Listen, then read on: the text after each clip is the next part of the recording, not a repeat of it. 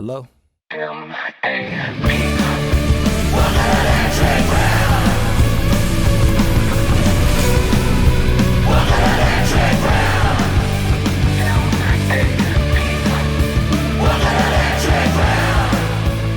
This is Cruising Sabre Electric Ground, and I'm sitting here with...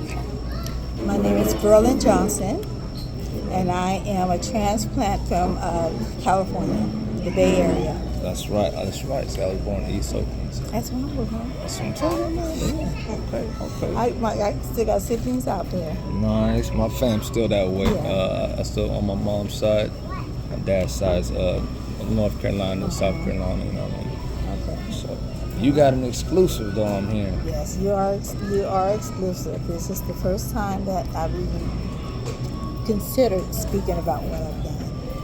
Okay. But it'll be weight off the shoulders, but It will be, and not only that, I think that once I stand in my own truth, I can help others find their truth. that's right, because they see you standing up. A visual inspiration, right? They just know about what you're doing, what you're pushing through, without even having to say anything. That's it. Okay, so what's this story we got? So my story is, and it begins maybe about 12, 13 years ago. It probably started before then, but I got to a point in my life, even though I was in school, I was raising kids. First of all, I'm a grandmother, I'm a great-grandmother. And so I was raising kids, and all of a sudden, after 23 years of marriage, my husband decided he wanted to leave. So I still had two teenagers at home. One was 13, and my son was 16. Right at that age, that would have been difficult. And so we went through whatever it was, and I think I still stayed in denial. He moved out, and me and the kids started struggling. My youngest daughter started cutting herself. And when my son wind up, I sent him to high school one day, and the next thing you know, he was serving 8 years in the penitentiary. Oh, He didn't come home that day. And this is from kiddos that never been in trouble before, and with their own mental health challenges. So things just got kind of rough for me. I wasn't living life. I continued to let life live me. I was just the host that the life was using as we went push forward. And so I got to the point that one day I found myself naked in the middle of my garage. I had poured gasoline all over me, and I had a cigarette lighter in my hand. I can't tell you how I got there. I just know that before that happened, I thought a lot about how I was going to kill myself. There's a strip of highway here in Waco that at the time was only a 2-lane highway, and people were dying on that highway just about every day. So I had planned it over and over again, to speed down that highway and run into an 18-wheeler truck for speed. It's the way that I dreamed and I thought about. That's the way I wanted to end my life, because the pain, the struggle, the failure, I felt as a wife, as a mom, because my only job was to stay home and take care of the family and take care of my husband. And I felt that failure and that pain was just so much that all I thought about was dying. If I'm not here, you don't got to deal with it. I don't have to deal with it, and I don't have to continue to hurt or watch my kids go through whatever it was they were going through. But I found myself in the middle of my garage, and I think it was God's grace. Yes. Because even though I wanted to set myself on fire, I learned that day that gasoline burned. And so while I had that gasoline on me, the gasoline started burning me. So I ran in the house because I was angry. I wanted to do it. I didn't want something else to do it for me. That's right. You know? And so I ran in the house and took a shower and got the gasoline off of me. And then I hadn't thought about doing that again. And I hadn't thought about killing myself either. After that? Nice. And I hear a lot of times they say we can catch people right before they do it. It's a hindrance. And I'm here to say that grace of that gasoline burning me, I think that was my deterrent. Got you the attention. It got my attention. What was I doing? Did I really want to do this? And it had me to get in contact with my feelings and realize I'm valuable. Just because my husband didn't recognize his worth, he didn't recognize my value, and that was on his bad. That wasn't my bad. Absolutely. And so what I did was continued in school, continued getting my education, helped my kiddos get through what they were going through, supported my son. Even though he turned 18 while he was in jail, I couldn't help him much, because he was now an adult.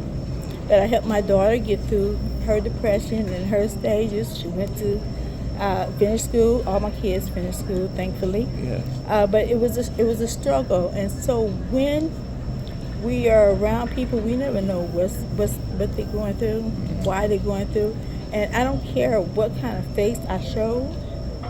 Inside, I was devastated. Inside, I was crumbled, just like ground beef when you crumble it up. Yeah. That's the way my soul, my spirit, my life was. Like I said, I wasn't living life. I was just the host, going through the motions. And so when we are around other people, we want to make sure that we always treat them with kindness. I always say, and use my judgment lightly, carry it lightly, because we never know what is that straw that can make someone else want to harm themselves. That's right. And also, if we see someone hurting, we can say something polite to them that might be that deterrent, because they may be thinking about going home to do it. Yeah, on the way right now. On the way. And like I said, no one knew. And still today, no one knows, because I'm the matriarch of the family. I'm the one everybody come to. I'm the one that got to hold together and take care of everybody. But I didn't have anybody to take care of me. And so I had to learn to take care of me. And so that's how I live now. But I want to make sure that I know, like I said, I never know what other people are going through, and I'm going to always treat them with kindness, because I want to be that deterrent, even if I don't know I'm that deterrent. That's to right. someone, because I know how alone it was for me, and it still has been with me. Excuse me. Even with silver degrees and kids graduated, I'm a success on my level as far as my 100%. But I didn't feel that way, and no one knew that I was struggling. And when I finished and let my parents, my mom know, and my family know, they're gonna be, no, we don't believe you did that. Yes, Yeah. I did try to kill myself. I did try to get away from this. Even though I'm a spiritual person, I was so deep in that pain, nothing else seemed like it was gonna work, That's and right. it didn't seem like it was gonna stop. So I had to learn to take care of myself. Yeah. And then after I learned to take care of myself, I'm able to now, when I feel it, because life's gonna still happen. Life's still gonna go on, and I'm still having those challenges. But I know when I start feeling that darkness, I gotta back away. That's right. Don't take the step I gotta back away, because if I don't, I'm not gonna be here. And if I'm not here, life is still gonna go. Yeah. So I'd rather be part of that life that's going on than being part of that life that goes on without me. I feel you on that. And it's one of the things too where you went through that, but you also more so overcame that though. You know what I'm saying? When the family finds out what's up and they hear the history on that, whether they believe it or not, they're gonna soon understand that you beat that though. You know what I mean? So you are in a position to tell someone else, hey, this is how you do it. Having gone through it. All the leaders are in front. All the leaders are in front. So, and then I'm proud of you getting on here, bold enough to tell the story. And I can only imagine being in that situation. So for you to have the wherewithal to get up and say, you know what, this is not what I want, even at the last minute. There's a lot of people thankful for that, and that's a lasting memory for you to not go backwards. So I'm, even though that's the past, I'm excited about your future. So. I'll be a doctor in a couple of months. Oh, see what I'm saying? Congratulations, so early. It is a journey, but I had to learn to love myself and take care of myself and know that I am enough for me. That's and right. That's what matters. I know that God loves me, He got me, but I know that I'm enough for me. 1000%. So, anything, last things you got to say, the family or anybody listening? Yes, I say suicide doesn't have a particular face, age, or anything. So when you ask what does suicide look like, pull up a mirror. That's what suicide looks like. That's right. Absolutely. Hey, appreciate you coming on the show, Kate. Thank you.